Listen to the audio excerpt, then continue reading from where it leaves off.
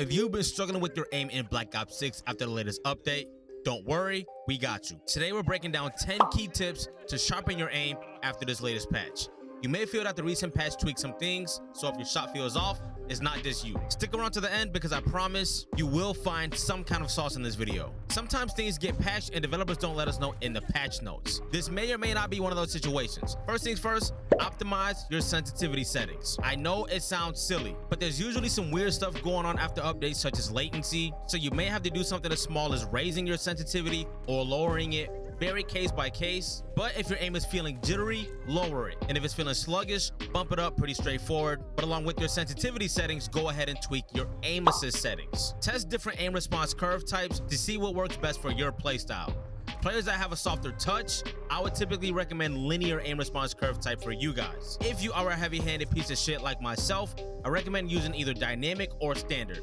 There is no end-all be-all aim response curve type, but this is something you should consider to get things right. Next, take time to figure out the recoil patterns, especially with the new weapons. Take a minute to figure out your recoil patterns on your favorite weapons and new ones. Every weapon does have a unique recoil pattern. Spend time in a private match firing at a wall, or you can simply just do it in the firing range as well to learn how your bullets spread. This is common knowledge for a lot of you, but I'm gonna mention it anyway. For example, if your gun kicks up and to the right, counter it by pulling down and to the left. Now, use aim assist effectively, but don't rely on it. Yes, aim assist helps, but it's not magic. Keep strafing while aiming to trigger rotational aim assist. It keeps your crosshair locked on your enemies better. Another thing I recommend doing is setting up a bot lobby, turning aim assist off, and figuring out how your true raw aim is. Now, I'm not telling you to go in a public match and do this, and definitely not ranked play. You will have a bad time. But this only will give you an idea of how you actually shoot, but when you turn aim assist back on, things will feel smooth like butter. I also want to emphasize, you want to always be moving your left stick in some way, shape, or form when you are shooting your weapon, no matter what.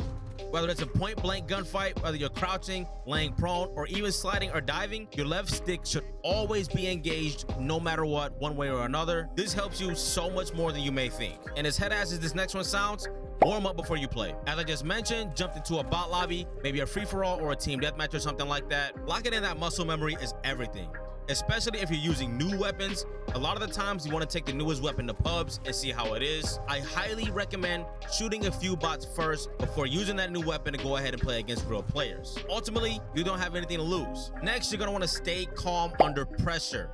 Over tweaking leads to missed shots, I promise. Take a breath, focus on centering your crosshair, try to take yourself out of the moment, and don't overcompensate your aim. I don't care what anyone says, we are all guilty of straight up over tweaking when we are under pressure. It's super important to take deep breaths when things are starting to get mixy. And I'm not only talking about when things are going wrong, I'm talking about after you get a quad feed as well. We all know you want to beat your chest like a gorilla, but ultimately, yes, you want to control yourself. Whether you're doing really good or really bad, chill out. Not to mention, you might end up regretting celebrating early. Next, use cover effectively. Peeking from cover can help keep your aim steady. Instead of running into fights, position yourself so you can pre-aim before engaging. Also, if you're super close to a wall, especially with the corner slicing feature, this can 100% help you nail those shots. I personally don't use corner slicing, but it can definitely work out in your favor. Attention all content creators, if you are looking for a laid-back creative community to kick it with, join the Collective Cortex Discord server and link up with people who get it. Whether you're sweating in rank play, talking about WWE or anime, sharing your latest edits, posting brain rot memes, or having high IQ conversations, we have a spot for you.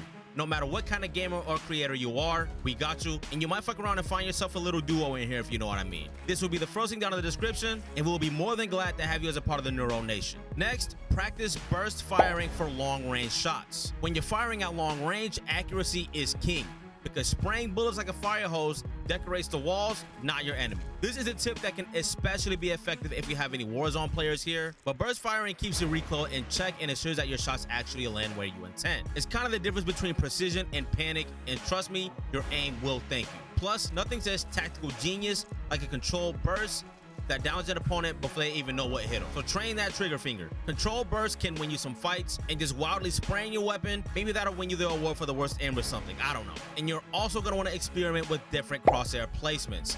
Think of your crosshair placement like seasoning on food. Everyone has their preference, and a little experimentation can make all of the difference. Keeping it at head or chest level is a solid start, but adjusting it based on your playstyle, weapon, and enemy movement can give you an edge. Maybe a higher placement helps you nail those headshots, or a subtle shift makes tracking targets smoother. The point is, small tweaks can lead to big improvements, so don't be afraid to mix it up.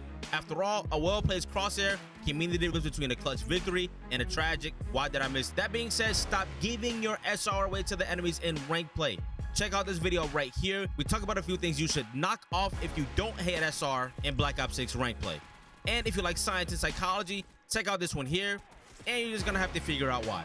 Consider subbing, and I'll catch you in the next one.